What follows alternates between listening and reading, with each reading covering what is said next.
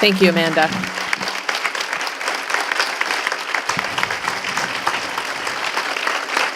No better time than now to talk about this here in our community.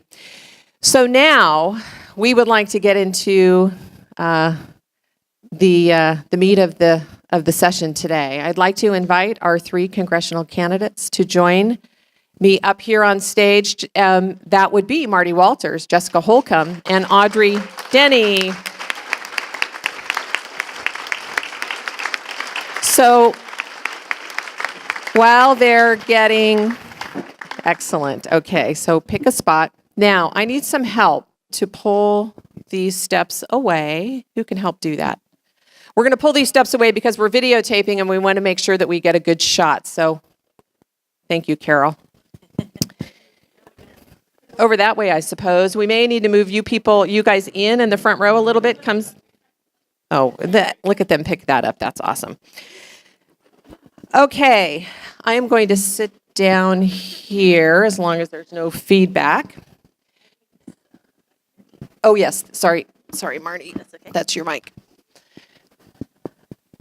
Okay, is everybody settled now that you're trapped on stage? You're not leaving until, well, I guess you could just hop down, but yeah.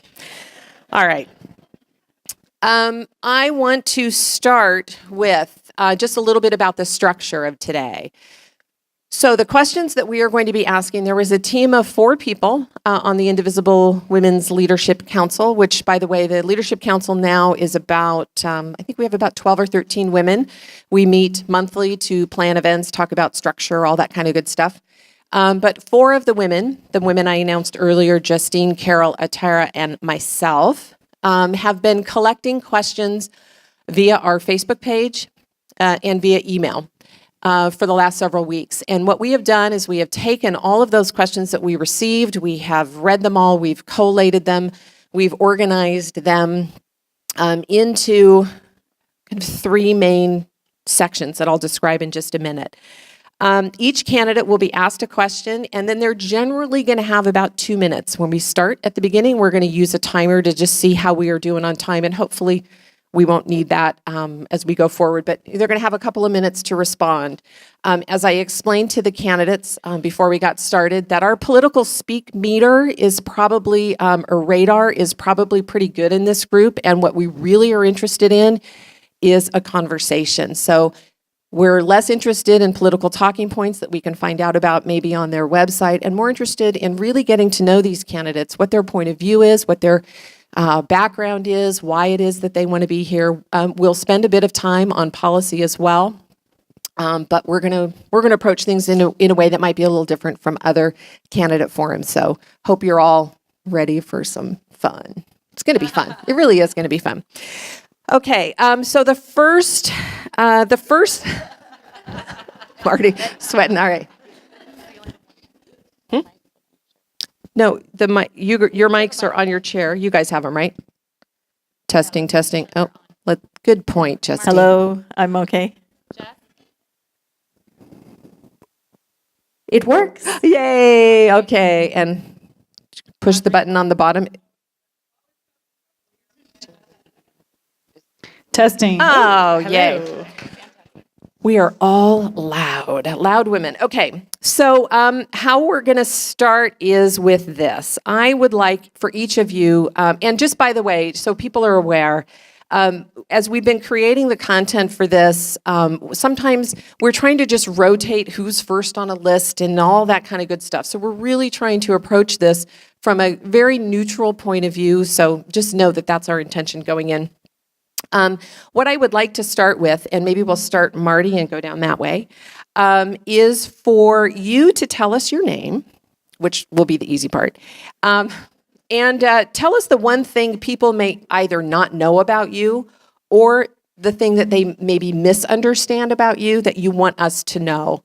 And then most importantly, tell us why you want to run. And you're going to have a couple of minutes. Okay. Hi, my name is Marty Walters. What do you not know about me? You know, Jessica often talks about being one of 7 siblings. I'm one of 8 siblings. And so most people don't realize, because I often talk about, my sister. I grew up in a family of 7 sisters and 1 brother. And my brother is actually a really great guy because he really knows how to communicate with women, probably better than I do.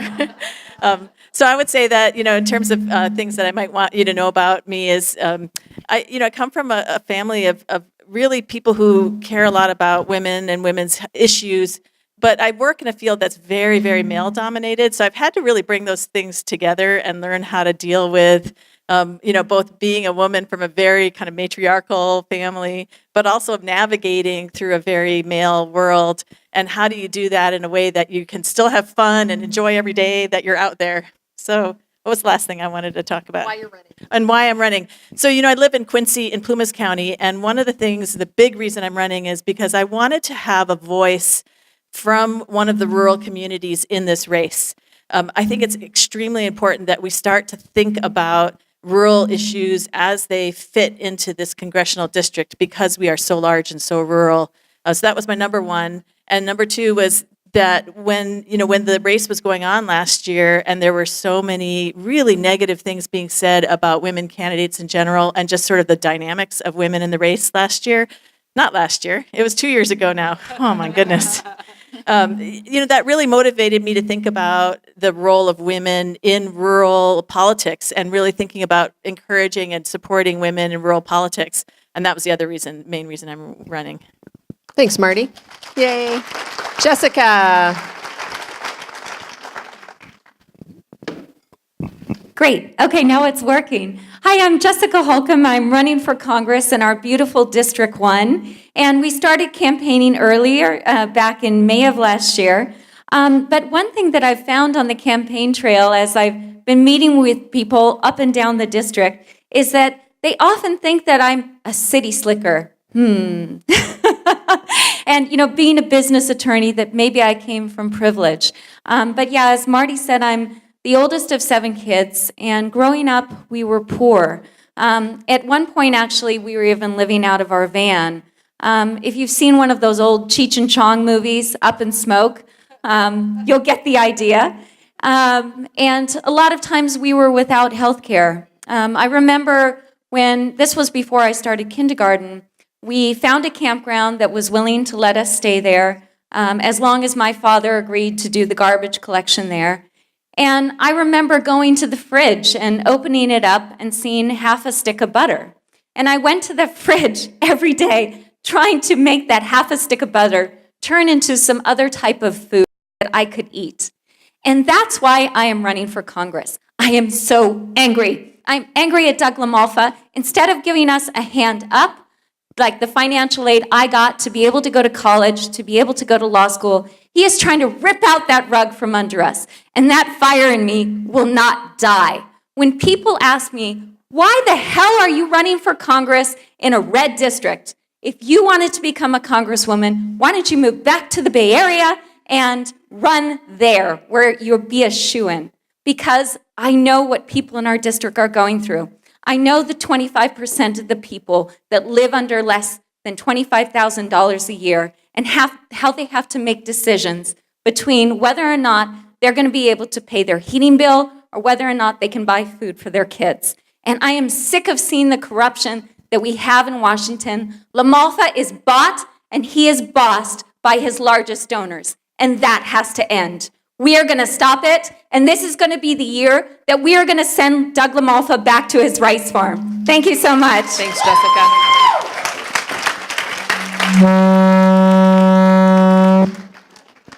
That might have been me. Was That might that have been you? me. I think so. That Whoa. was you. That was Barb. That was just me. to be clear. I am so sorry.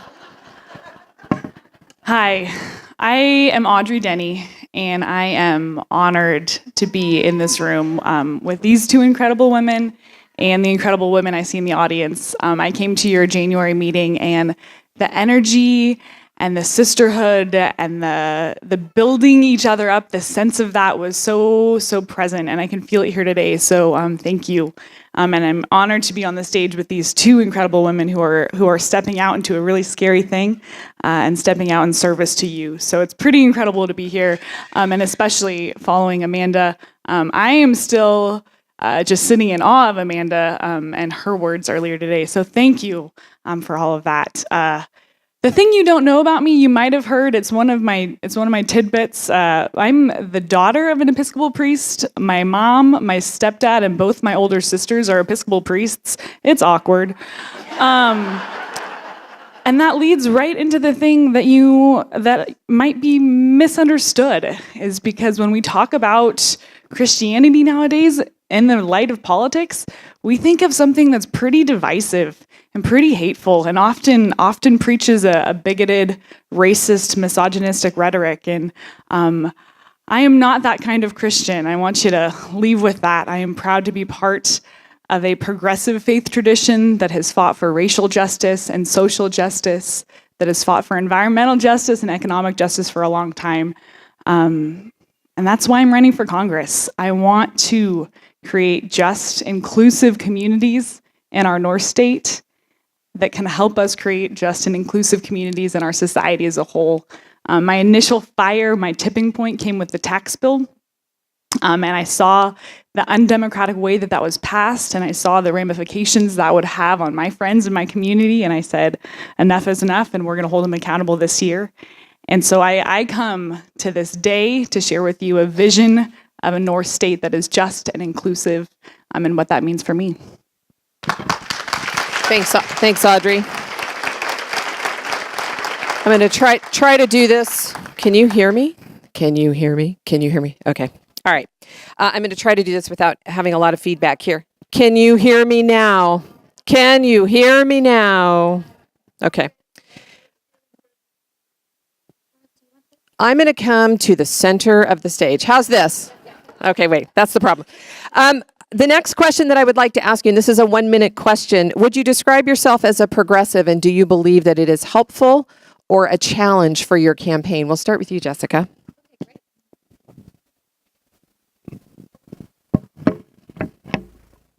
Okay, it's working. So I've been a progressive Democrat long before I even knew what that word meant. I've been an advocate for Medicare for all because, as I was telling you, for many years my family didn't have health care. And I remember my sister going in to see a doctor, and he turned her away when she had an ear infection because we didn't have health insurance. And she's deaf now in that ear. We are the only developed nation that doesn't have some form of health care for all of its citizens. And that must change. It is because of the chokehold that the lobbying interests, the insurance companies, and because of the pharmaceutical companies that they have on our health care that's holding that back. And that's something that I will fight for. I am also an advocate for free public universities. Thank God for federal financial aid that helps so many of us get through college. And I voted for Bernie in the primaries because I believe so much in what he's doing and what he's advocating for. There are a lot of people in the district that feel like if you are a progressive Democrat, that you can't win against conservatives. And that's not true, because the progressive agenda that Bernie has promulgated is in fact actually great for our economy. So we can win on a progressive platform. Thank you. Thanks, Jessica. I'm over time. So. All right, Audrey, same question. Yes. Mic drop. No, I'm a progressive. I'm proud to be a progressive. I registered as a Republican when I was 18. Then I moved to El Salvador, and my whole world changed, and I came back about as progressive as you can get. I'm proud that I got the Our Revolution Chico endorsement, and I will caucus with the progressives when I get to Washington. In terms of this campaign, I'm going to represent every single person in this district, whether they are progressive, moderate, Republican, libertarian, and I'm campaigning to each and every one of them, telling them why I am their representative. And that's fun for me because I like talking about progressive values in ways that people can hear. And I like finding that common shared value at the heart of these issues. And I look forward to sharing some examples and stories about that as we go on through the afternoon together. Thanks. Marty. So am I a progressive? You know, tons of people out there are always accusing me of not being a progressive, but the answer, I think, is yes. I didn't know what a progressive was either for a long time. And, you know, I voted for Hillary Clinton in the primary last year and have always really admired women candidates out there and the work that Hillary Clinton has done. I believe really strongly in the people of this district and representing who we are today and not who we want them to be. And I think that requires us to take the kinds of progressive messages that we believe in and apply them very broadly across our district in ways that make sense to people. And that means when we talk about healthcare, that we're talking about healthcare to the 34% of people who are on Medicaid in this district, and really speaking to protecting that kind of healthcare for them. It means when we're talking about veterans issues, that we're going to take care of that from that progressive perspective. And that's my time, I think. You did that. Well done. Well done. Okay, so what I would, yes. Yay. So what I would ask, because we have a lot of, two things. We have a lot of information that we'd like to cover. And so in that regard, if we could hold our applause after the speakers speak, after the candidates speak, that would help us move along more quickly. And the second thing is if everybody could just check to see if their cell phones are on silent or vibrate. That would be awesome. And then we're going to get into it. Are we ready, ladies? Yes. Okay. Am I blocking? I am blocking. So I'm going to try to sit down and see if this will, I want everybody to have a good view. Okay. Can everybody hear me still? Thank you. Okay, so first, the three areas that I might have mentioned before, if I did, forgive me, but we're going to start with how these candidates are planning to win. So first set topic area is how you're going to win. Second topic area is what are you going to do when you're representing the district. The third topic area is specific platform issues. So just know that that's kind of the lay of the land today. So question number one, based on our district, since the California Redistricting Commission drew the current district after the 2010 census, we know that we need to turn out about 50,000 more blue voters in 2018. So question number one, we'll start with you, Audrey, is what is your plan, specific plan for winning the district? Thanks, Barb. I'm not going to take offense when you don't clap. So big, 48,000, big number to make up. We need to get every single voter on the left that didn't vote before out. So that includes reaching out to our millennials, my friends, my 34-year-old friends who haven't registered for the first time. We're getting them to vote. Reaching out to our college students, reaching out to our traditionally disenfranchised populations, people of color in Butte County, along with the rest of the district, are traditionally underrepresented at the polls. Everybody on the left has to get out.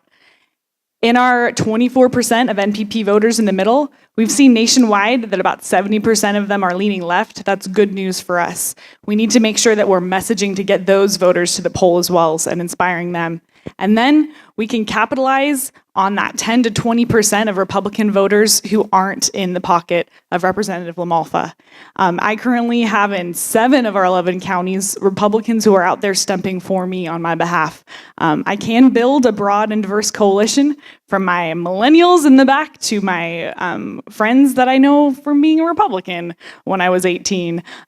These are people that know that I'm not going to rubber stamp or an agenda on either side, but I'm going to be a representative who carefully considers options and votes in the best interest of our district. And so they're willing to support me because I'm a woman of integrity who cares about and loves this district. So massive, broad support. We're also running a professional campaign. We opened a Chico office. We have 2 paid staff right now. We're opening a Reading office in a couple weeks, and we're getting out the vote. We had 24 people canvassing yesterday in Chico, and we're thrilled about that. And we won the California Young Democrats endorsement, which we're pretty excited about. So hopefully that helps motivate some people younger than 35 to get out to the polls and make that winning number. So that is the broad strategy. Oh, I'm next. So when it comes to this district, I'm not going to rehash all these facts and figures because Audrey's got a pretty good idea of what that is. You know, the thing that I consider before all else is that we are not a liberal district. We are a conservative district. It's a very safe seat for Doug LaMalfa. And the change that we are seeing in this district is happening very slowly and gradually across the way. We are seeing some change, though, and that's where we have to really capitalize in terms of being able to appeal to people. In addition to some of the things that Audrey is talking about, the really key thing for a woman to run and to win in this district is to get women to vote for women. That is not as easy as you think. I get out a lot to our regional areas and into our rural communities, and it takes a lot of convincing to get women to vote for women in this region, and that's what we have to do. We have to appeal to that factor. The other thing that we absolutely have to do is we have to think about the get out the vote for a midterm like this year, because we're not going to appeal as much as a presidential election. It's just the facts of the matter, right? We're not going to get there. And also, people in this district are not super excited about the governor's race that's coming up this year. So you have to give people reasons to vote. And my whole strategy about that is to really tie in this federal congressional race to local reasons to vote. Why do you want to get out to vote? Because we can tie what we're doing at the federal level to the real everyday issues that people are seeing every day in their lives, whether it's education or healthcare or the economy. And so I think those are my two really strong strategic issues that I'm focusing on with this campaign. I'll leave it there. Thanks, Marty. Yeah, so being able to get out the vote, these extra 50,000 voters, as well as winning over what we call persuadable voters. So there's a huge percentage of no party preference voters and also many moderate Republicans that we can get on our side. But a lot of them are not here sitting in this room. All of you are here because you're engaged, you're motivated, you're going to get out there and get to the polls. But what about those tens of thousands, hundreds of thousands of other people in our district? So that's why we've been running a professional campaign since May of last year. I'm delighted that Lori Watkins, who ran Obama's campaign in Florida twice, helped the Obamas win Florida twice, is here and is helping us get out the vote. So we're in our second week of canvassing, going door to door, which we've discovered has been one of the most effective ways to reach out to people and make sure they're getting out to vote. And a lot of people, as we discovered, are homebound. They have walkers, they're not able to get out. We're reminding them, be sure to get a vote by mail. Go and talk to all of your friends. This is how you win elections. And elections take a lot of resources. All of us are grassroots candidates. I wish we did not have to fundraise. All those calls you have to make, people hanging up on you, but we have to, because the Democratic Party does not write you a check when you decide to go out and run for Congress. You're completely on your own. But we're doing well. We're in the lead in terms of fundraising. We're giving LaMalfa a run for his PAC dollars. We also received the most delegate votes among our Democratic delegates here in the district. And we are very honored to have the support from Heidi Hall, one of our supervisors here in the district, and who also ran against Doug LaMalfa. So we've got a top-notch team in place. We are going to make this happen, and that's why I'm asking for your vote. Thank you. Thank you. There's one thing that I forgot to share with you all, and that is on your chairs on the other side of your agendas, there's a little thing called My Candidate Tracker. And that's a spot that as we go through today, I just wanted you to know that it was there. It's a place that you can jot down the things that are most important to you, and then you can also just track how these candidates are responding when we're asking those types of questions. So just know that that's there. Our next question. Many people believe that Shasta County is the linchpin to winning this district. Which county is your highest priority, and what are you doing to win it? You guys can figure out who was next. Yeah, I don't know who was next. You were last, so Marty's first, I think. Okay. I don't know. Maybe I got that wrong. I don't know. We'll figure it out. I'll talk about Shasta County. Shasta County is really important. We know that Nevada County is about equal in terms of Republicans and Democrats, and then we have that significant independent vote. We know that Butte County has become about equal in terms of Republicans and Democrats.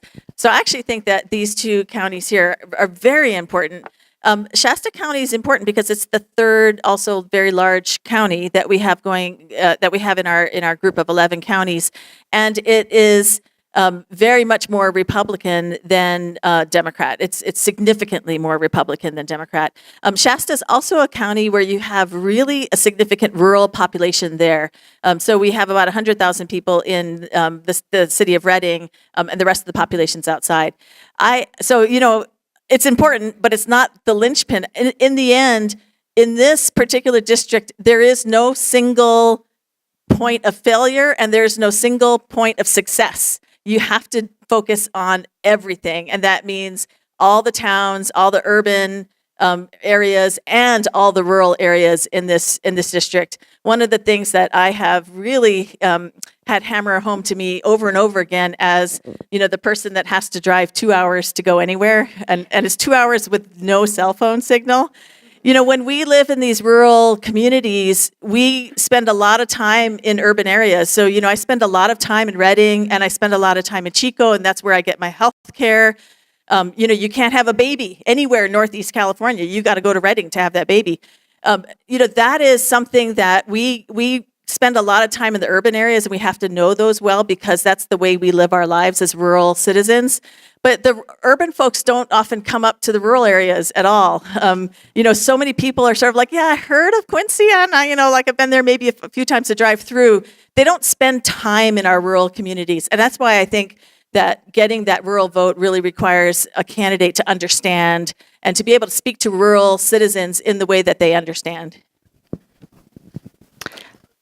So I'm gonna, to build off what Marty said, every county is important and every vote is important. And I'm gonna win this election by getting people to vote Democrat who don't normally vote Democrat. And it's not that they're just important because we want their votes and we want to win this seat. It's important because they live here and their voices matter and their issues matter, and they are part of the vision to build rural, thriving economies that are just and inclusive. And so I think to campaign in a way that's going to these rural towns and meeting them where they are and honoring their equal humanity and their equal experience, even when we differ on so many things, I think is key. In Siskiyou County, I have the former city councilman who called me the day I announced my election, and he was getting ahead of myself, my candidacy, and he said, Audrey, I like that you were in the FFA. I like your focus on career and technical education. Been a Republican my whole life, but I can't stand La Malfa. I'm going to work for you. I won't turn Siskiyou County blue, but I'll get you 2,000 extra votes here in Siskiyou County. And I said, my word, Ed, well, that might just win the election for me. And it's folks like that.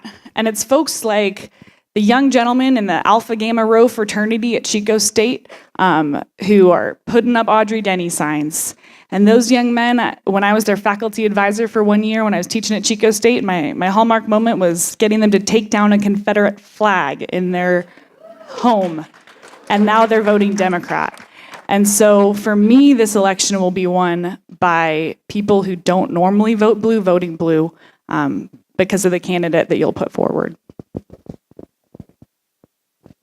Yeah, so Shasta is definitely a tough nut to crack. Reading is a large city, and we've got a big population there.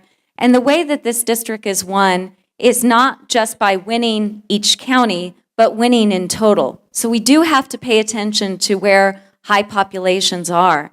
But the way that we reach people is part of our strategy, is going door to door. And I've discovered that a lot of people, especially no party preference voters and Republicans, care about the same thing. When our team was out there canvassing, they happened to run into a young man, and he said, "What are you doing?" And our team said, "We're collecting signatures for Jessica. She's going on the ballot." What does she stand for? She wants to make sure all Americans have health care. She stands for free public universities. She wants to make sure net neutrality is a reality for all of our small businesses. She wants to support infrastructure in our rural communities. They said, "Great. What party is she running with?" And our team said, "Democrat." "Oh, you had us until that." But the young man said, "No, wait a minute. I stand with her. I'm signing that." Even though his father was there saying, we don't vote for Democrats, he was saying, "Oh, yes, I do." And so that's how we win, is by reaching people individually. We are actually doing a canvassing next weekend up in Reading. We're going to be going door to door. We're using software that's really helpful. It helps us identify no party preference voters and Republicans who sometimes vote for Democrat and reach out to them individually. So that's how we're going to win it. And we need your help. We need you to talk to everybody you know. Make sure they're coming out to vote in the primaries. Some of your friends might say, I don't know, there's 3 women and now 2 men all running, on the liberal ticket. How are we going to do this? I'll just wait till November. No, no, no, no, no, no, no. We need you to come out and vote now. That's how we'll do this. Thank you. Nice. Okay. Next question has to do with our top 2 primary system. So our top 2 primary system allows all candidates to run and all voters to vote, but only advances the top 2 vote getters regardless of party affiliation. By the way, in case everybody isn't already clear, our primary takes place on June 5th. Of this year, so not too far away. We have 5 candidates running for the seat. We have the 3 of you running as Democrats. We have Gregory Cheadle and Doug LaMalfa running as Republicans, and then for the Green Party, Louis Elbinger. So with all of these candidates, there's a concern over having the wrong 2 candidates move forward to the general election. And while we don't want to spend too much time on this question, I would like to offer each candidate who would like to address it the opportunity to do so now. And make it 1 minute. We've been talking about this a lot. We've been hearing this a lot. I think that Gregory Cheadle will probably get his same 2%, 2.5% that he gets almost every time he runs. I think Doug LaMalfa will probably get about 36%. And I think the rest of us, Lewis included, will probably split the rest. And I think the most electable candidate, based on the most number of votes gotten from you and people like you, will go forward against LaMalfa in November. And I think we should all be gunning for that number 2 seat, because if one of us takes him out with number 1 in June, awkward, you can bet he's going to be coming guns blazing. So I'm shooting for the number 2, and I think we should all be. Great. Next. Oh, you want me to go next? I can go next. I wrote about this on my Facebook page and caused a big old kerfuffle. So all I'm going to say is, a lot of people are asking me, like, statistically, how does this work? And you're totally deep sixing the chances of the Democratic Party. It doesn't matter how far in second place that Democrat is, as long as they're in second place. And so all you have to do is think about the 3 candidates up here on the stage splitting, a certain percentage of votes. It doesn't matter how far behind Doug LaMalfa they are. All that matters is that we're second, and we are going to be second. There's going to be one of the 3 women up here that's going to be second in that race, and I feel very confident we're going to have that person in there. So there's no worries about splitting the vote or causing 2 Republicans to be in that primary or general. Okay, so Gregory Cheadle, when he ran in 2014, actually got closer to 10% of the vote. This is a major concern. Ladies, do not underestimate this risk. I know we all as candidates want to give you hope, we want to be optimistic, but this is serious. All of your hard work to get out Doug LaMalfa could go to ash if we do not get people to come out and vote in the primaries. Why? Because in 2014, the Democratic or liberal-leaning candidates only got 36% of the votes. That happened again this last time in 2016. Historically, that is what's happened. If you've got us 3 candidates, there's another guy, David Peterson. He just called our campaign last week, said he's also running on the Democratic ticket. We also have Lewis on the Green Party. You got 5 candidates trying to split up 36% of the vote. That's why we have to get people out. We've got to make sure that at least over 50% of everybody that you know gets out and votes for the primaries, because I don't want to see this happen. You don't want to see this happen. We get into the general election, we've got 2 Republicans on the ticket. This is serious, guys. So come out and join us. Join our campaign. We've got the data. We will get out the vote. Thank you. All right, next question. If you do not win the primary, will you consider running for another office, possibly in state or local government? Yes or no? Yes, you're stuck with me. Well, my passion is really Yes or no, for- please? Yes or no, please? Oh, Yes or no, sorry. please? Maybe. Yes. Awesome. Thank you. Okay, now we're going to dig into representing the district. So this is, we want to talk about what's going to happen when you win. As a member of the House of Representatives, how will you work to ensure that the House begins to stand up to the destructive policies of this president and his administration, both in the context of if we take the House and if we do not? Jessica first, please.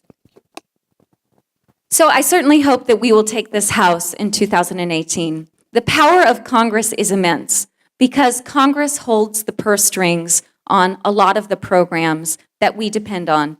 Congress holds the purse strings on Medicare. It holds the purse strings on Social Security, on our public education, Title I, that we depend on so much for getting funding for public schools. It does a lot, and it actually has more power in that respect than the presidency. So this is how we can stop the Trump agenda. I will fight alongside with my progressive colleagues in Congress for health care for all, Medicare for all, for free public universities, for affordable housing, and finally having a representative that actually listens to you. If we don't take the House, and we still have a majority of Republicans in Congress, because of my background in law, I know how to work with opposing counsel. I negotiate every week of my life in my job with people who have different agendas, and I know how to find common ground and get the deal done. Thank you. Okay, Audrey, do you remember the question? I do. Okay, awesome. Steel trap. So my background and my formation, a lot of it is in human rights. And I gotta tell you, I thought it was gonna be my generation's job to be building off the advances that your generation made. We're sorry. Yeah, your fault, Barb. But man, I thought I had this grand vision when I was in my early 20s about all of the advances that we would make. And yet now, every single day, we are fighting to uphold the basic human rights that are being threatened every day by this administration. I read this morning the Amnesty International report on the state of human rights in our country. And it is shocking when you see them all compiled up there, all of the human rights violations and all of the assaults on our basic rights. Women, minorities, migrants, our LGBTQ brothers and sisters, we are getting beaten down every single day. And so when I am your representative, I will take my background and my formation in human rights, and I will push strongly for a human rights-based approach to a legislative agenda. And I will fight with everything I have inside of me, and I will work alongside both my progressive colleagues, because I believe we're going to win back the House. And I believe the magnitude and the way that we're going to win back the House is going to show the rest of the world that we are the America that they believe that we are and that they remember. And so that's how I'm going to do it. Thanks. Marty. So let's get our political BS meters going here and just basically admit if we don't win the House, we're probably not going to win this district, right? I mean, this is a safe Republican district. So barring accident or illness, we have to be realistic about that. And I'm going to talk about what happens if we win the House. If we win the House, we are still in a situation where the vast majority of representatives who represent rural communities in America are represented by Republicans. And that's something that even a Democratic representative from this district has to be able to work with Republican congressmen and Republican senators that are representing other rural areas. That is something that we need to be strong about and willing to work across the aisle. So, you know, there are some things that would really benefit us if we were to take back the House in terms of being able to be a contributing member of a majority. But really, where the most opportunity and the biggest gains we can get is learning how to work with other conservative members of both the Congress and the Senate to work effectively on rural issues, forestry, agriculture, all of these issues that are so dominated by the conservative and Republican voice, and learn how to be a Democrat, progressive, liberal voice in that context. Thank you. Sorry, I was busy taking pictures. Okay. Want me to keep going on there? No, thanks for filling in. All right, next question. What role, when you win, what role will resistance organizations like Indivisible Women of Nevada County play in your office or your, not candidacy, what's the word after candidacy? Your representation. Thank you. What role will resistance organizations like ours play when you win the position? Audrey first. It's my turn. First of all, I have been so inspired by your group and by groups just like yours with the work that you're doing. What is it? 70% of letters written to Congress this year have been from women. It's a big number. And it's you folks getting out there and making your voice heard and organizing, and that's been so inspiring. But when I'm your representative, your voices individually will be equal to that of every other voice and every other letter that I get. And I'm excited to be a congresswoman just like Mike Thompson, who reads every single constituent letter that he gets. Every single one goes in front of his eyes. And that's the kind of representative I'm going to be. Because I'm going to represent you, and I'm going to listen deeply and authentically to your concerns. I'm going to read all of your postcards that you mail me and your letters, hopefully of support. But also when I do something wrong, I'm going to pay attention to when you call me out on it.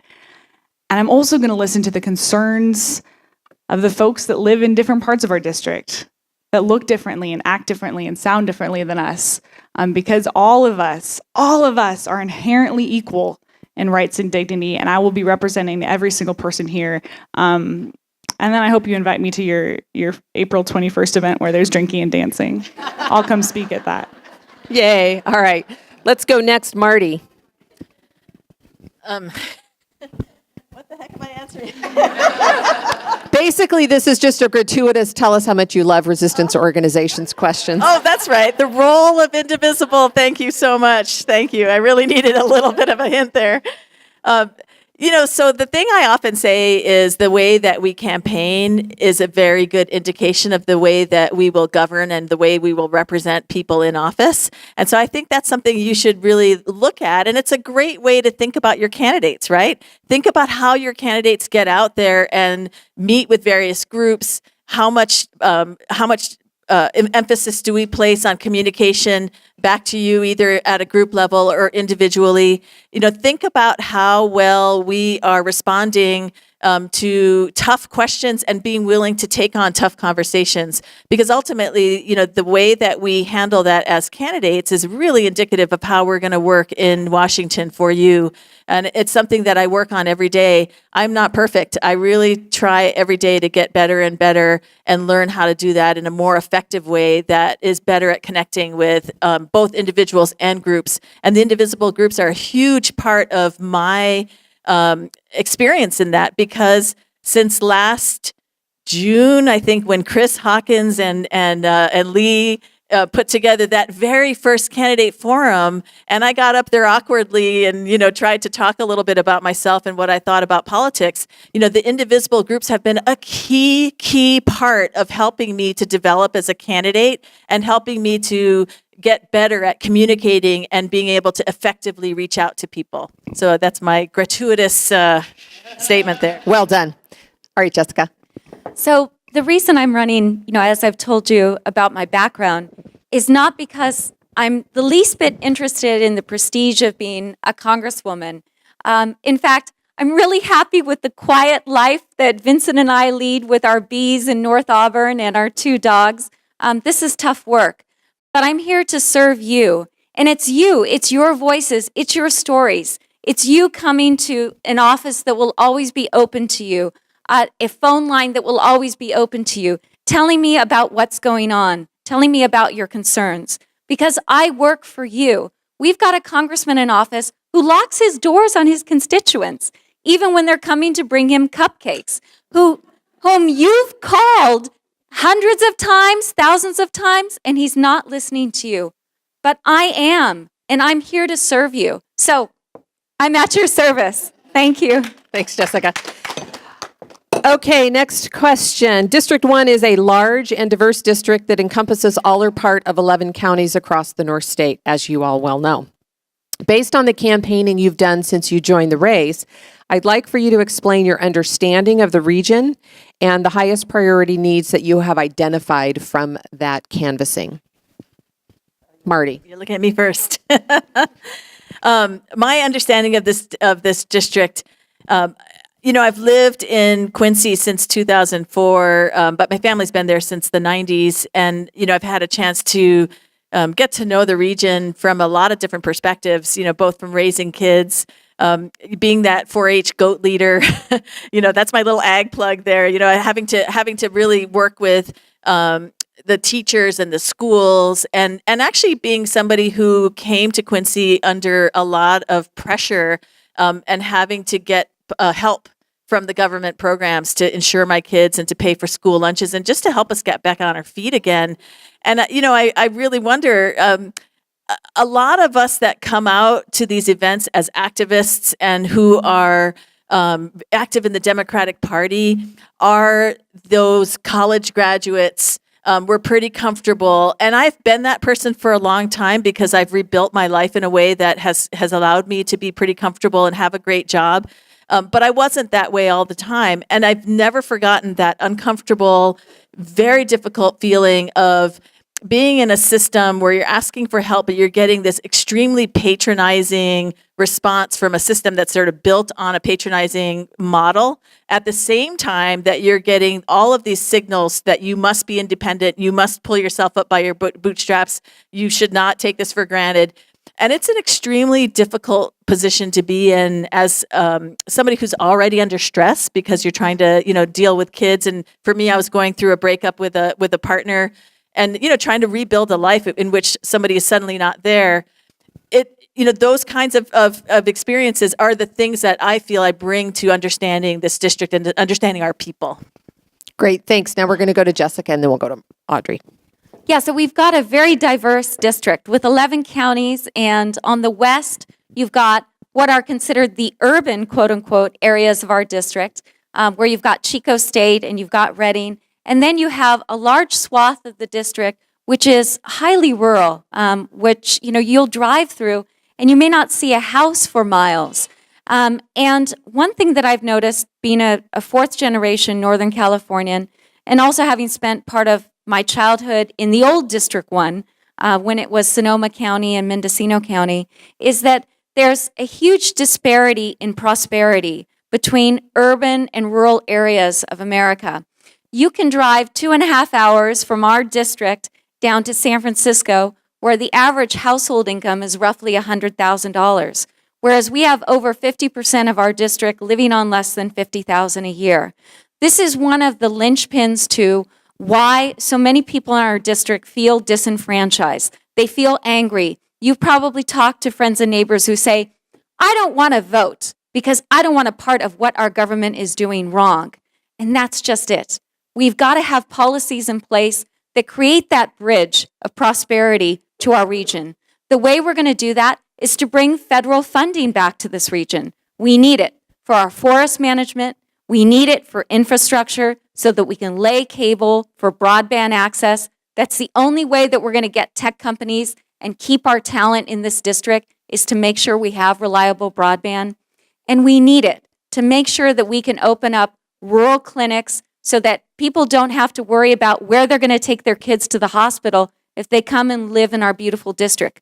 We can do it, but our federal budget is about priorities. It's about our values. So that's how we're going to be able to bridge that gap and put our district back on the map of California. Thank you. Thanks. Audrey? So from Orville to Fort Bidwell and from Sierraville to Etna, people in this district feel forgotten, they feel left behind, and they feel ignored by Sacramento and by Washington, D.C. Our soil in our rural communities are drying up and blowing away. Our schools are closing. Schools that used to graduate 20 kids now graduate 2. 60% higher unemployment than the national average. 7 out of our 11 counties are ranked in the 15 poorest counties. Only 1/3 of our district has gotten an associate's degree or higher. People feel forgotten. They feel left behind. And they're angry, they're sad, they don't know what to do.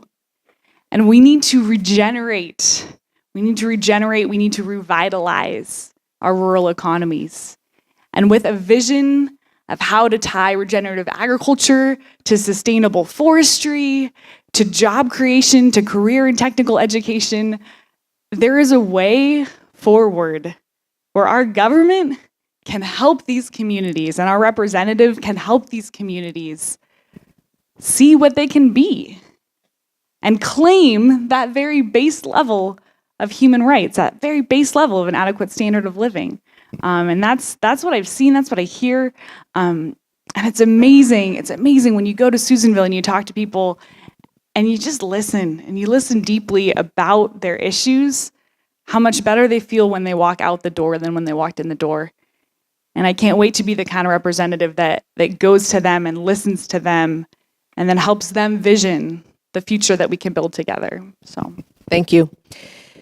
Next question, and some of you touched on this a little bit, but over the course of your candidacy and possibly from careers before, how would you describe specifically the economic status, the economic state of our district, and what is it that you plan to do about that?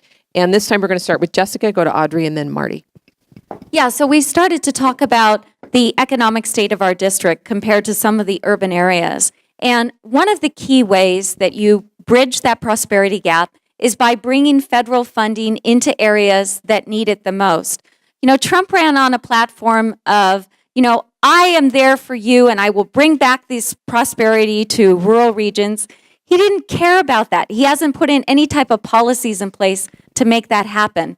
So the way we're going to do that is to make sure that we have sufficient funding for our public schools, make sure that we actually bring the federal funding that we need to manage our forests, make sure that we have that federal funding in place to lay the cable to bring broadband to this area, and to make sure that our small businesses have access to funding.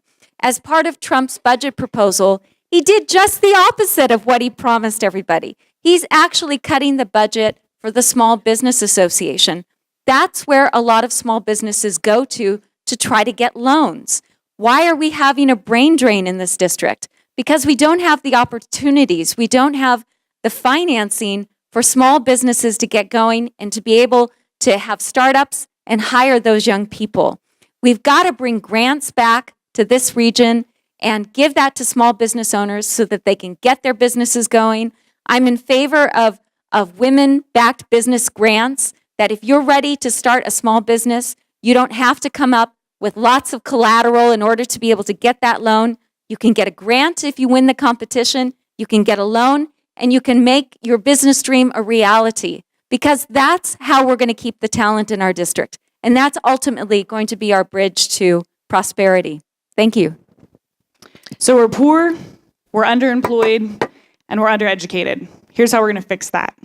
First, we are going to advocate for turning back our tax code to one that doesn't benefit the corporations and the richest among us and drain our federal budget of all of the money that we need to have some of these social safety nets and some of these programs. Number one priority.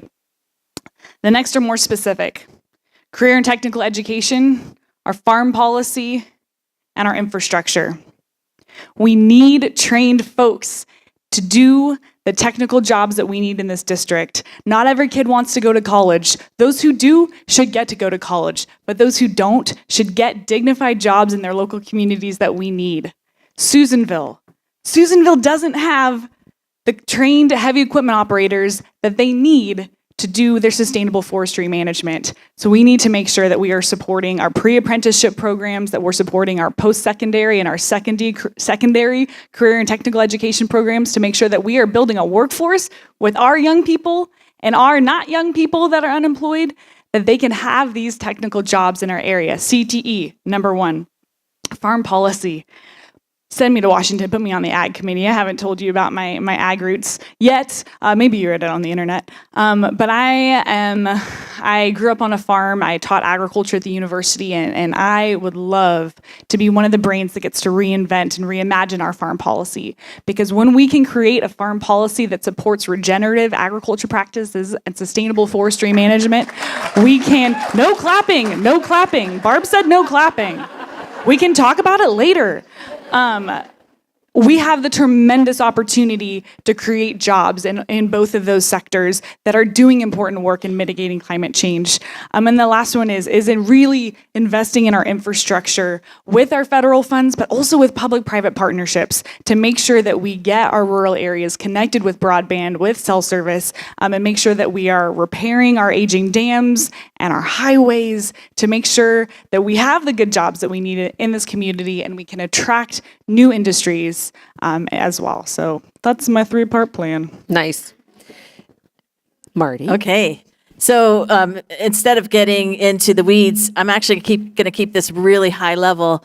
We are defined in this region by the fact that we have so much federal land that we live among. We're defined by that federal land. It's a huge part of our region and a big part of what shapes the economy in this region. Where we don't have federal land, we have quite a bit of agriculture. But guess what? How many of us work in ag or forestry? Raise your hand. Anybody here work in ag or forestry? Okay, we got a one. You know, the thing that's really tough for us here is that our people by far work in areas of service. We work for the government. We work in education.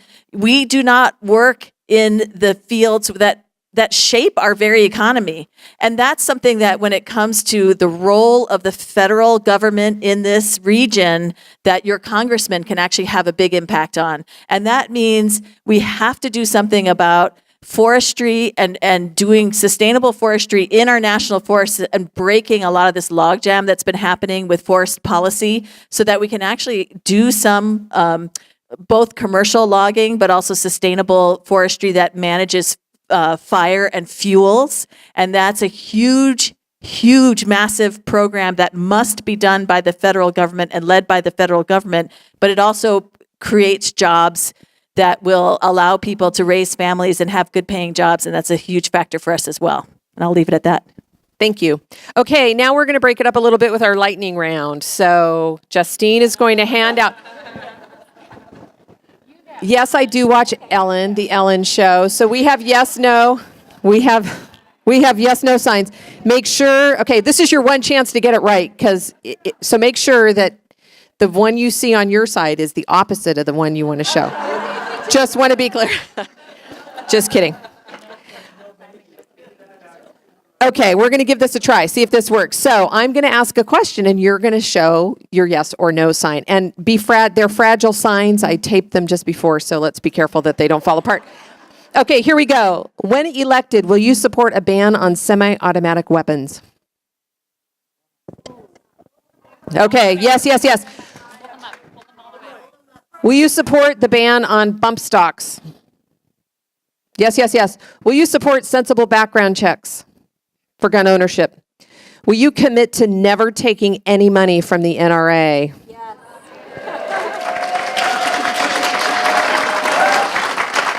Do you support single payer? Yes. Do you support free college? Yes. Okay. Do you support toll roads? See, this is the problem with these yes/no questions. They're not nuanced. Toll roads. Okay. Would you get rid of prisons for profit? Or would you work to get rid of... No? Just checking. Are you for condoms in the schools? Do you support free birth control? Yes. And it goes without saying, but do you always and forever support a woman's right to choose? Okay, yay, thank you. That was our lightning round. Okay, yay.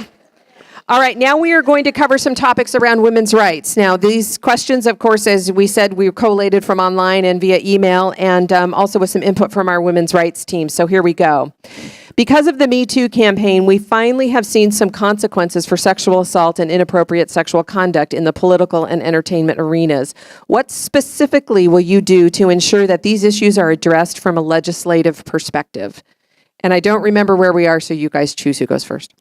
Hi. So for me, we are in this incredible moment of actually getting to have real cultural change around this issue. I feel like we were on this precipice where if you look after this midterm election, we're going to have so many more women in office, and I think we'll finally have a critical mass of women to make real structural change that we're seeing at a cultural level. Culturally, women need to keep speaking up. Men who are allies need to keep speaking up and say, that's not okay. But for me, when I'm in Washington, we have to address it at the very highest level. We have to hold people at the very highest level accountable, or else systems will not change. We can look all around the world for examples of this. That starts in the White House, that starts across Congress, across the Democrats and Republicans. The way that they handle sexual misconduct and allegations in our Congress needs to dramatically change.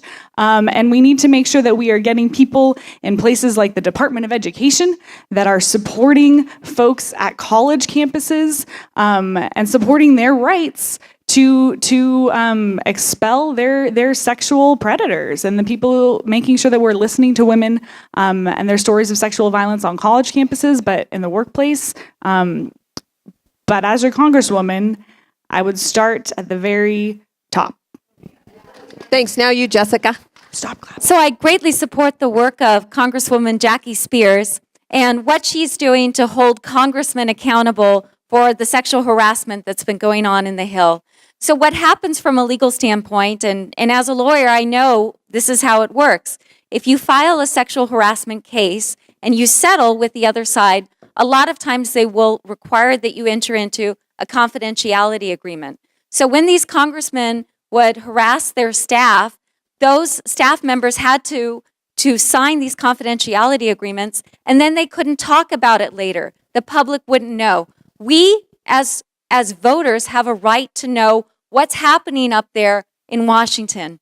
I also strongly support legislation that requires not just employers with over 50 employees to train all of their staff on sexual harassment, but all employers to do an annual training on sexual harassment and encourage people to come forward. My own sister was in a horrible sexual harassment situation while she was working in a hospital. And you know what she told me? She said, they're getting away with it. This hospital just allows it to happen, and I will lose my job if I speak up. She was so afraid to come forward. And I said, Rebecca, you have to do it. Otherwise, this is just going to keep going on. So she did it. She filed the lawsuit, and she got her back. Everybody turned their back on her when she went back to that hospital. But you know what? Finally, somebody paid attention. And they fired the man that was harassing her. They fired the person above him that was allowing it to go on, and she made a statement. So we all have to stand up, but we have to have the laws in place to give us the opportunity to do that. Thank you. And those laws need to apply to Congress as much as it applies to everyone else. We often pass laws that don't apply to our own Congress people. So I'll add that to Jessica's statement too. You know, the thing about all of this that really ties back to our earlier discussion about gun violence and a lot of the issues with guns is that, you know, we have a situation where we are not servicing the mission to help men operate in today's world in a way that does not lead to violence. And we have this huge issue with domestic violence. We have a huge issue with gun violence that is largely perpetuated by men. And we have a huge issue with sexual harassment that's also largely perpetuated by men. And we need to be looking at that root cause. You know, all of these programs and training and everything else is not going to do us a lot of good until we really start to think about, you know, what is really causing a lot of these behaviors to come out in the first place. And it's not just about women reacting to that, right? It's not our job to fix that by ourselves. We need to have the other half of the population in on that solution. And that's my perspective on how to follow up. Thank you. Okay, 1 minute for this next question. Okay, 1 minute for this next question. Access to affordable health care is critical for women. Please address how you will ensure that women and children across our district have access to affordable health care.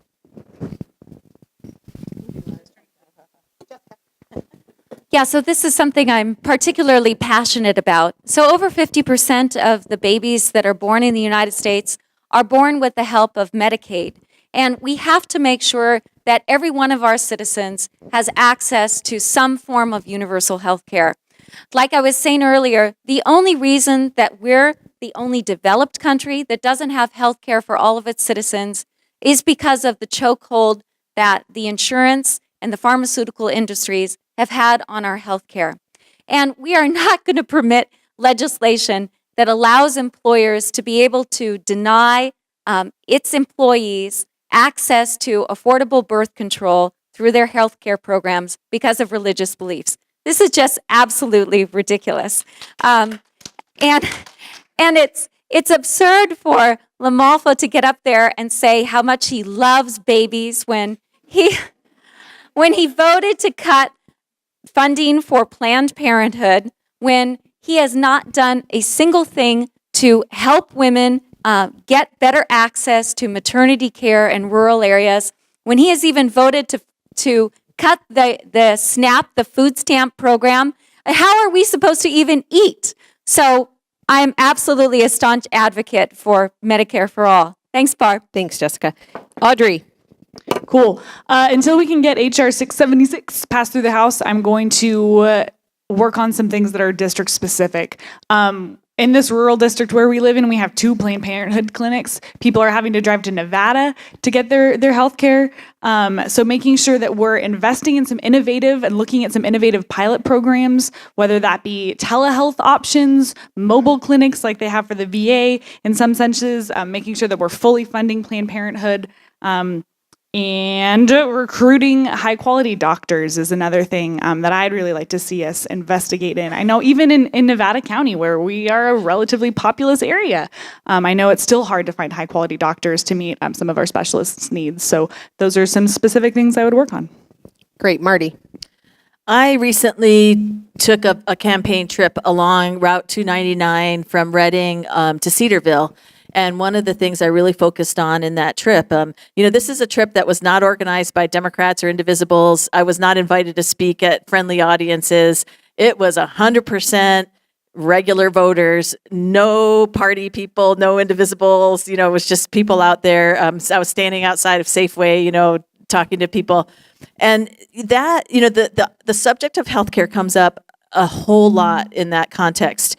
And there's a couple of things. You see these really successful examples like the Round Mountain Clinic, the community, I'm forgetting the name at the moment, but it's in Round Mountain. That facility is incredible because they have, since the 80s, always taken this approach of mental health and physical health together. And then they recently added dental health. It's a huge issue for people who are older and on Medicaid to be able to get dental health. We don't think about it, but it's a major issue.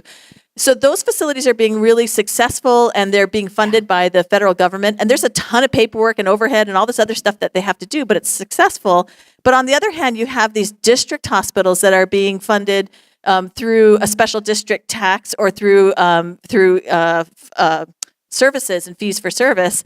And, those are much less egalitarian. They tend to be a little bit less successful. I know I'm running out of time, Barb, but I think it's a really important thing for us to think about above and beyond a lot of these big issues that we think about with Medicare for all and universal health care, is that we have to have facilities where people can get care, and we don't have them. You cannot have a baby anywhere in north of where I am without going to Reading or up to Klamath or to Reno. That is a huge issue for women's health care, and it's just the tip of the iceberg. And one of the things, thank you all for that. One of the things that I think is clear, and that I'm hoping that this entire Indivisible Women's Organization will hold you accountable for, is to make sure that we have access to rural health care in rural Northern California. And so I appreciate But it your also answers. means that we have to dedicate ourselves to using our local facilities and not always going to Sacramento or not going, we have to use our own facilities if we want them to be around when we need them, by the way. Helpful point. Thank you. Okay, switching gears a little bit. What is your position on equal pay for equal work, and realistically, what can be done from a legislative point of view? Marty. Okay, 1 minute on equal pay. Okay, so switch gears here. The equal pay for equal work is a tough one because we're constantly shifting the landscape on what we consider to be equal and how we measure that. And so I think that's a fundamental part of what we need to look at immediately is how we actually compare people side by side and think about what is equal work and equal pay. So I think that's the fundamental part of the federal government's work. The federal government has access to labor statistics and information that can be used to really set that benchmark and allow us to really see. And then I think that we have to be, equally vigilant ourselves in terms of how we run our offices in Washington. Again, all of these laws get passed and then they don't apply in Congress. And you see an incredible disparity even among congressional staffs in terms of how pay and diversity is reflected in those staffs. Thank you. Audrey. Please. Sorry. Didn't mean to sound...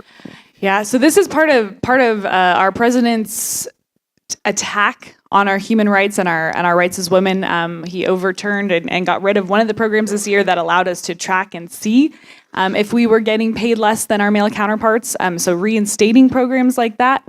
But also for me is looking at a little broader issue, because I know a lot of the things that women my age are struggling with is affordable childcare.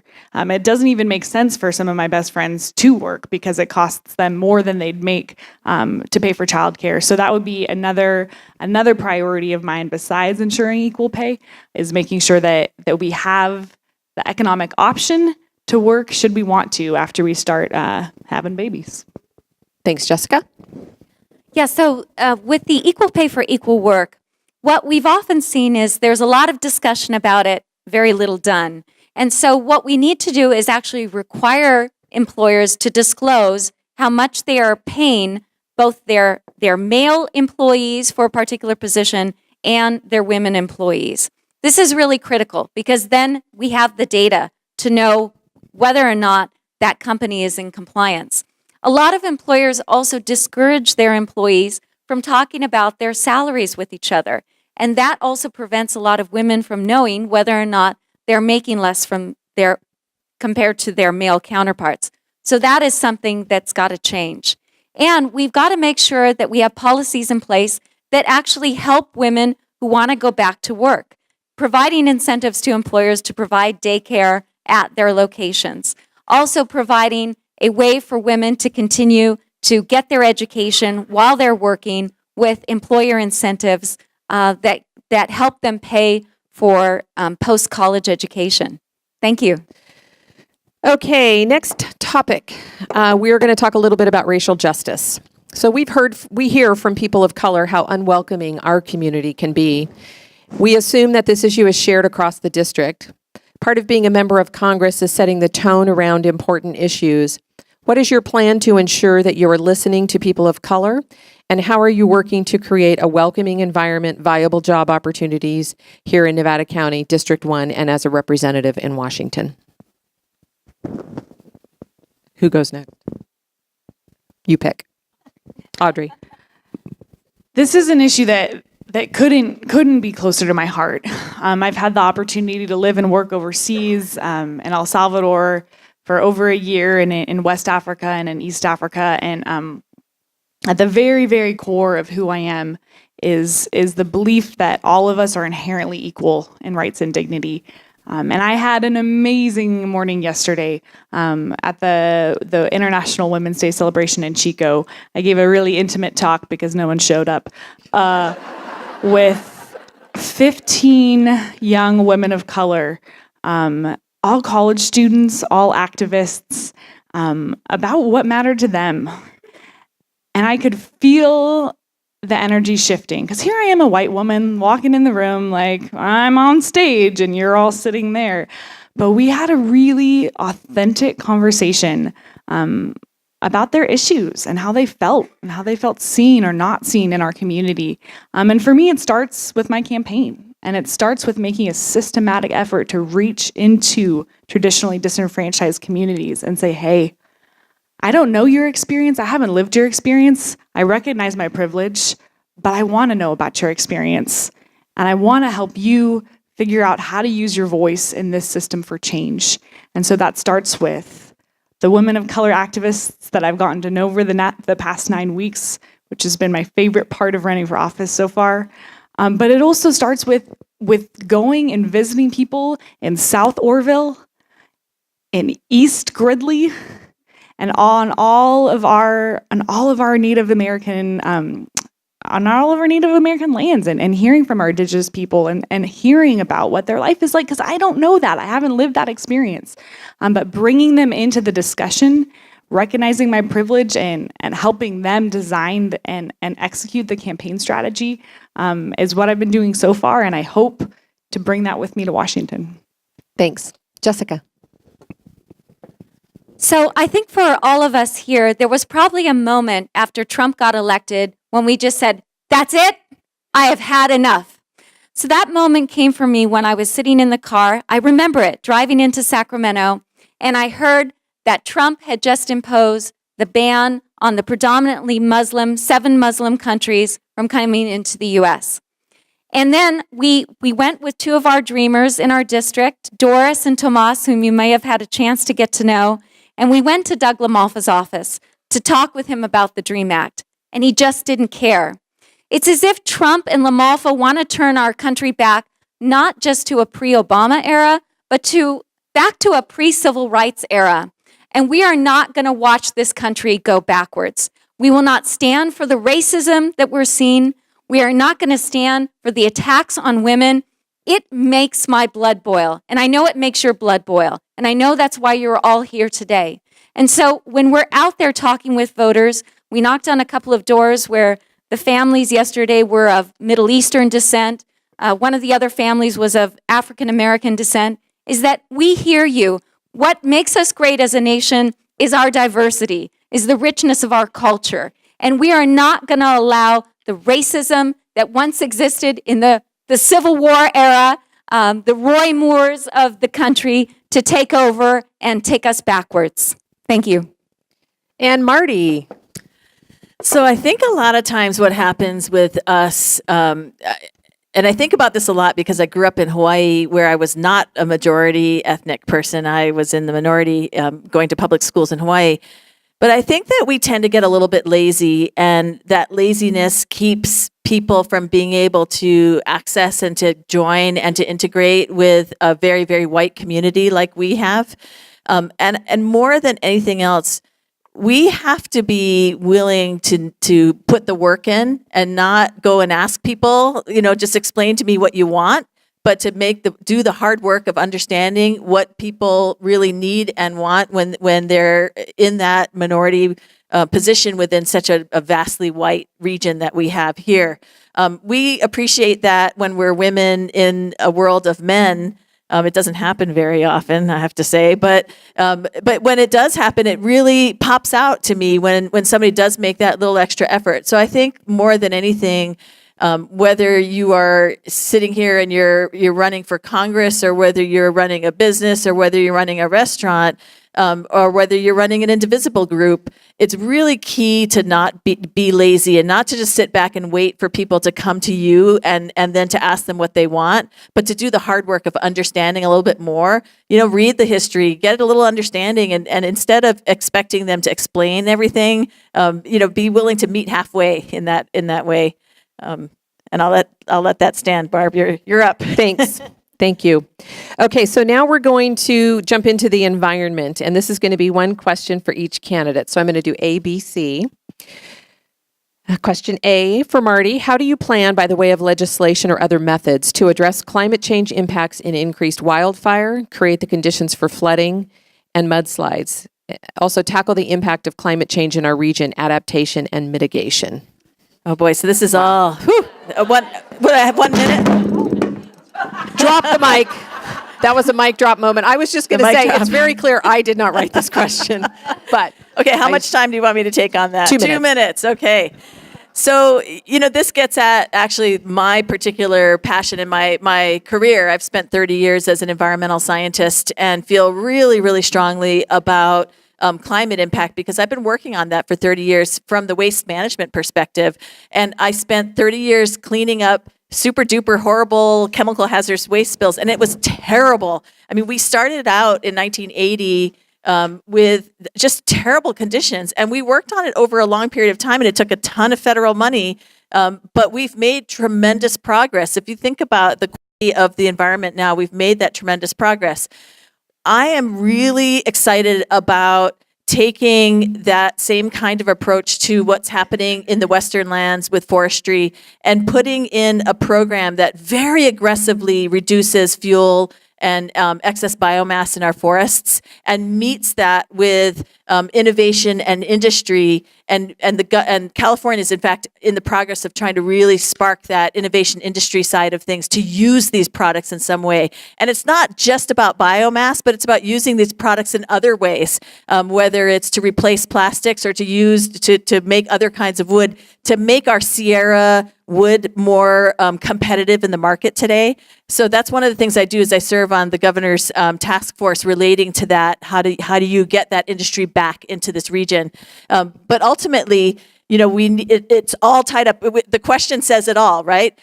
Water, fuel, fire, environmental protection, and climate. You cannot separate those at all. Everything we do is going to have an impact. And our job in this region is to impact and mitigate climate change by doing great forestry. Thanks. Jessica, do you care about plastic waste in District 1? Would you support a ban on styrofoam packaging and takeout containers? How would you otherwise reduce plastic packaging by either law or publicity? Is there a federal solution? Yes, I think there is. I mean, certainly I would advocate for that. But also we need to be able to pass legislation that helps people make sure that they don't feel that their jobs are being taken away from them.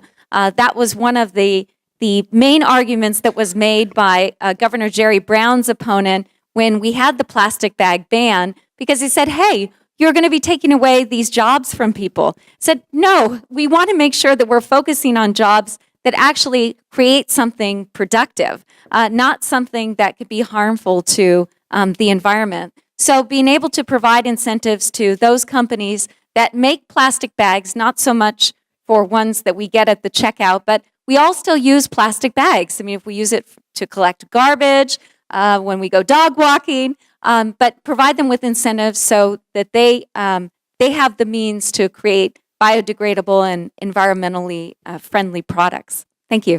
Thanks. Audrey, please tell us what you think about the Centennial Dam project. What have we learned from the Oroville Dam issues? And can you talk a little bit about our watershed? I would love to, but do I also at some point get to talk about climate change? You can tie it in, and also, for those who don't know, so we have the tables in the back if you want to address any of those specific issues that didn't get covered. All right, well, I got jealous of Marty's answer because I too spent almost all of my career getting to think about how climate science and agriculture play together. And so that's what I wanted to talk about. But I'll talk about Centennial Dam instead. Wait a minute, I want to talk about watersheds too. I know, we can have a dueling thing. Can we switch it off? Marty and I love all of the same issues. All right, so water. Man. One of the things that I've learned recently about water in the state of California is it is a public trust resource. In Article 10 of the California Constitution, it is so declared. And I took an oath a couple weeks ago to support and protect both the Constitution of the United States and the Constitution of the state of California. And so my perspective on water, whether it be Centennial Dam, whether it be sites, whether it be raising the Shasta Dam, is making sure that our water is being used as a public trust resource. We live in a resource-rich part of the state. Speaking of water, puns. We live in a resource-rich part of the state. And once we get our water resources met here, it makes sense that some of our water be transferred to Southern California.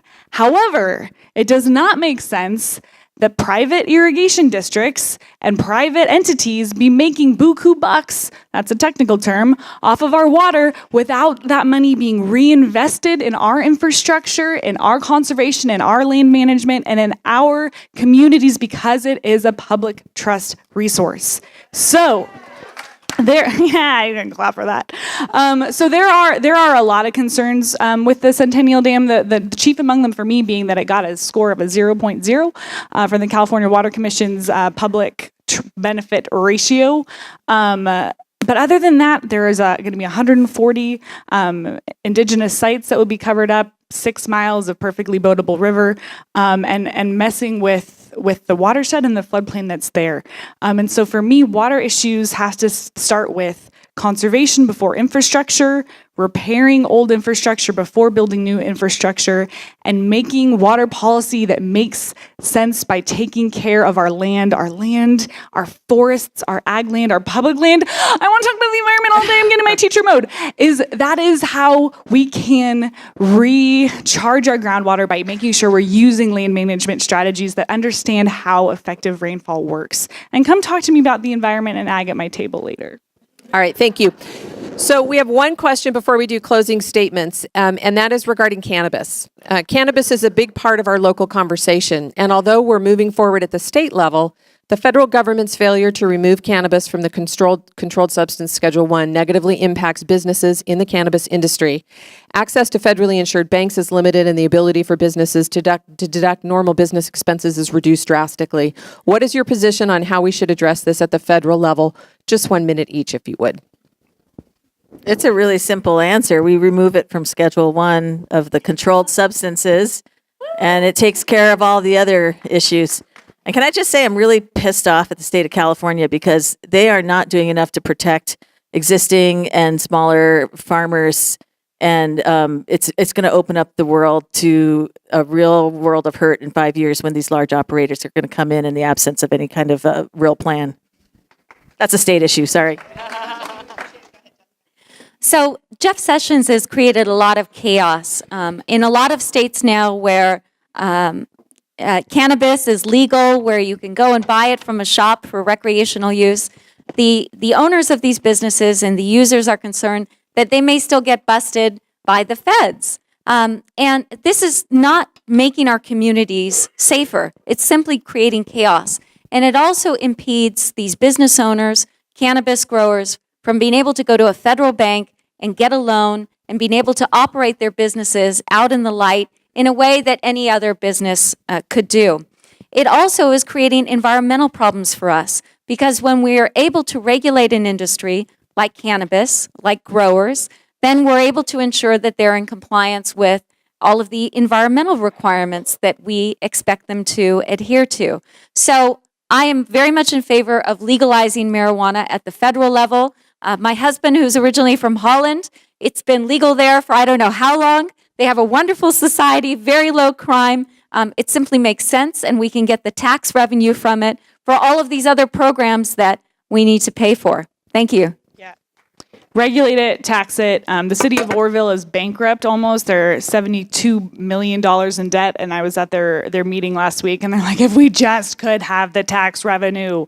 But first of all, we need to make a federal policy that makes sense, that uses what's going well in some of our states, like Colorado, and looks at the state of California and sees how we're rolling it out and not doing it well, and using our states as innovation laboratories to make sure that we can have a comprehensive federal policy that makes sense. Did I say take it off Schedule 1? Because I meant to say that in the beginning if I didn't. And also I've been looking at some research that's coming out that shows how it can actually hopefully potentially help us deal with some of the opioid crisis going on. Awesome. Okay. So those are our organized questions. Now, what we'd like to do as we end this phase of the event is to give each of you 2 minutes to say whatever it is you would like to say. And I think this time we're going to start with Jessica, then we'll go to Marty, and then we'll go to Audrey. Okay? 2 minutes.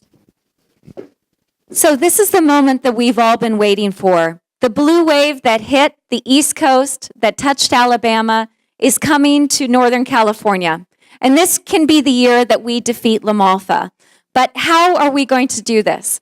So I have the passion, as you can see, to run. There is a fire in me to keep going. And that stamina is necessary to go against head-on-head with Doug La Malfa. I'm not afraid of all the nasty tricks he's going to play on me. I've seen it from opposing counsel. I can handle it. What I am afraid of is what's going to happen if Doug La Malfa continues to be our representative. So I'm counting on all of you ladies. Go and tell today 5 of your friends and neighbors to be sure and come out and vote in the primaries. Come join our team. We've got, you guys, this data is amazing. You know, you get it on a tablet, you can get it on your phone. You can find all of your neighbors in your neighborhood who are no party preference voters, who are moderate Republicans, who are Democrats that don't always get out and vote in the midterms, and you can go and knock on their door. We've been having a great experience. A lot of our volunteers have even been invited into people's homes, people they've never met before. I haven't been shot. I'm really happy about that. So it takes passion. Certainly in my world of law, I've advised clients on regulatory issues. I know how to negotiate with opposing parties. That's something that I've done for over 10 years. And it's a key qualification to being a great congressional representative. That's why the Obamas went to law school before serving us in the White House. That's why Cory Booker and Kamala Harris went to law school before serving us in the Senate.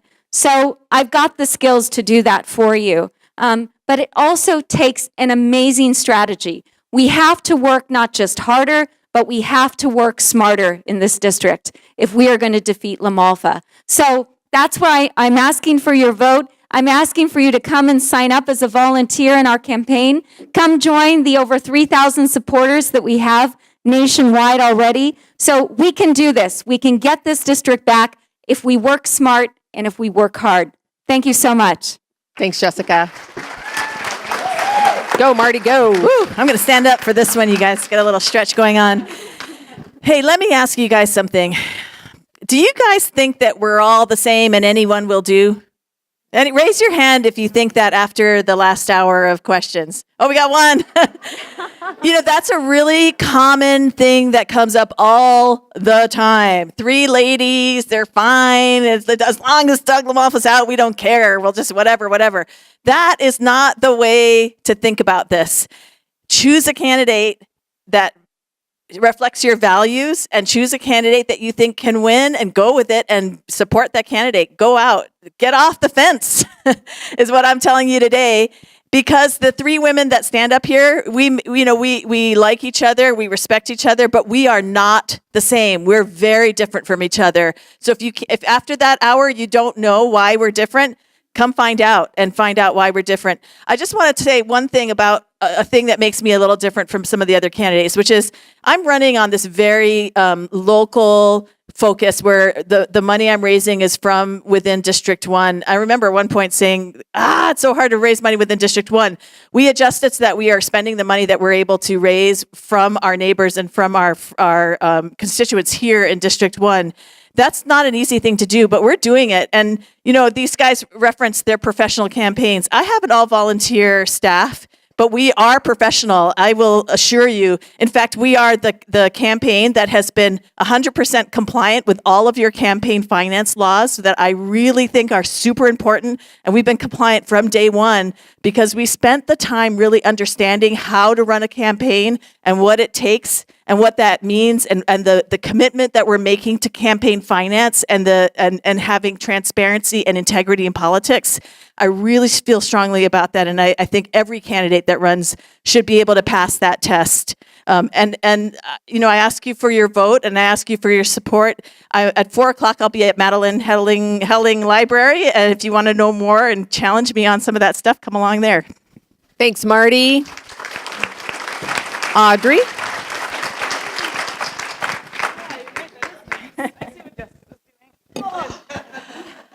Hi. So, I believe that you should elect a candidate that you want to lead you. That's what this is about. And the campaign that I'm running from day one, is about bringing people together. Because when I go to these rural places, when I go to Susanville, when I go to Etna, when I go to Wairika, I feel brokenness. I feel brokenness in families. I feel brokenness across the system. And I see the polarization. And I see Republicans over there, and I see Democrats way over here. And this polarization that getting us backed into these corners is not only doing no good for our personal relationships, but it is threatening the very core of our democracy. And so I tell you here honestly that I am standing in front of you as a candidate who will work tirelessly in this election to help you remember the common dignity of your neighbors, even when they disagree. And I will lead that way in office, and I hope to create a campaign with a winning number and a winning coalition, but more importantly, I'm going to run a campaign where we are doing good along this journey, and we are inspiring young people, and we are inspiring people that are different from us to claim their voice, to claim their representation, and to say we deserve better collectively. I bring a unique human rights-based approach to Washington, and I'm excited to share more about that and agriculture and the environment at my table when you come talk to me afterwards. But mostly, I want you to know who I am and how I would serve you. And I hope that you've gotten the sense out of that today. And I have a quote that I wanted to read I found this morning. It's from Dr. Martin Luther King, one of my personal heroes. We are now faced with the fact that tomorrow is today. We are confronted with the fierce urgency of now. In this unfolding conundrum of life and history, there is such a thing as being too late. This is no time for apathy or complacency. This is a time for vigorous and positive action. That's what you have been doing since November 2016, and that is what I implore of you to keep doing through June 5th, through November this year. Thank you for what you do, and thank you for having us. How about a big yes, a big round of applause for our three candidates? Yes.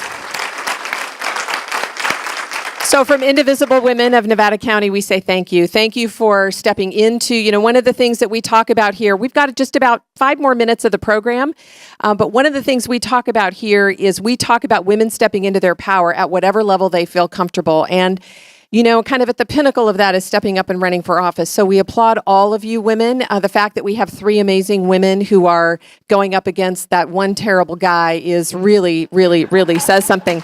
So let's beat Doug LaMalfa. The candidates will be here for a while at their tables. There are other tables over here, Citizens for Choice and Living Room Conversations and all kinds of fun stuff over there. I want everybody to, thank you all for coming, but one action before we go, because we're all about action. I would like to remind you all that we are an organization of volunteers that works off of your donations. And so we have a couple of baskets around. We're going to send one around while Stephanie Nix comes up and helps us with our closing action item. Where's Steph? Oh, nicely done. Oh, that's right. We were going to bring the stairs over. So we are, yes, the action for those of you, you women are just knocked my socks off. All these women are holding up their postcards. So everybody should have found a postcard on your seat. And those postcards are the action. These are the brainchild of Stephanie Nix and District 1 Media. One of the ways that we can help across the district is we can communicate with other voters. And so the postcard program is something that Steph, do you want to come talk us through it? This is something that Stephanie developed. It's not we, a collective we. Stephanie and her team. And she's going to talk about it because I want all of us to leave here today having taken very concrete action, and that concrete action will be to write a postcard. You'll notice a name on the postcards that you have there on your seats. You're going to write a postcard to us, District 1 voter. Hi, everybody. Thank you so much. I am so grateful for Indivisible Women and Barb and our candidates. I still can't decide on one of them. But just vote. So this is my purpose in life. I'm sure like many of you, you are so sick of Doug LaMalfa. I am so sick of that man, and he's got to go. And so many of our voters in this vast rural district are never going to be contacted. They're never going to be canvassed. They're never going to get a phone call. They feel forgotten. This is how we're going to reach them. We're going to send 90,000 handwritten personal postcards to our rural District 1 voters. Yes, so on your seat, you will find a postcard written out to an actual person in District 1, a real voter who is either a Democrat or an NPP or they call them other minor liberal party person who doesn't like to vote in primaries. So we're going to use this mailing to encourage them to vote in the June 5th primary. So get out your pens, and before you leave this room, there's a mailbox in the back, and you're going to leave this postcard written out, and we'll post it for you and make sure it gets to the voters. We're going to hang on to them until May 1st so that when they get their mail-in ballots, it'll be right there in front of them, ready to go. And it's going to be from you. So some sample messaging, in case you're not sure what to write. There are FEC guidelines that we have to adhere to, so we're going to ask you to encourage people to vote. These are people that we need to get out. So we're going to say something there's some options here for you, but we want to give them a reason to vote. Why should I bother voting? Well, our congressman is not serving us. He is taking away our health care. He is threatening to cut our Medicare. So we're going to encourage them to get out to vote to save those things. The second thing we're going to encourage them to do is, of course, remind them that the primary this year is June 5th. So we want to make sure our postcards say June 5th primary. One example of what you might want to write, we don't like using his name. We call him he that shall not be named. So here's an example. Dear valued voter, or VIP voter, or super extra special voter, or whatever you want to call this really special person. Your vote is so important this year. We are fighting for our health care and Social Security. Your vote for our Democratic candidate will help restore our communities. Mark your calendar for June 5th and November 6th. And help us vote for someone who listens to us. Check your voter registration status at registertovote.ca.gov. Your vote means so much. Another option you might want to say is our congressman votes consistently against hardworking Americans and in favor of the rich and special interests. We deserve better. Fortunately, dedicated, qualified, intelligent women are running, and they're Democrats, and we, of course, want to encourage them to vote Democrat.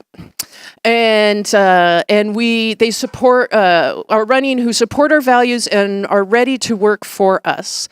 Please vote by June 5th for energetic representation and new solutions. Your vote is your voice. It's a lot to put on a postcard, but you're getting the gist of it. There's a couple of, so if you don't turn in your postcard, please give it back. Every postcard matters. These are actual voters that we are targeting. So if you don't fill it out, just drop it back off done at the table, and we'll recycle these into the system. This is working into an overall arching plan of who we can contact during this year. So thank you. Tuesday nights, every second Tuesday at Golden Era is the Indivisible Women Postcard Kofifi, where we will try and do 200 postcards every second Tuesday at Golden Era, 5 to 7. Thank you. All right. Thank you, everybody, for being here. Thank you to our candidates. Thank you to all the volunteers who made this happen. Please spend enough time wandering around and talking to all the great women candidates that we have running for different offices here. We will see you. Oh, one of the things, too, on your announcements page, I put the wrong date. So it's the second Sunday, which is the 15th of April, not the... Sorry. The second Sunday is the 8th. So we'll fix that. The 8th. Second Sunday, 1 o'clock here every month between now and forever. Thank you all for being here.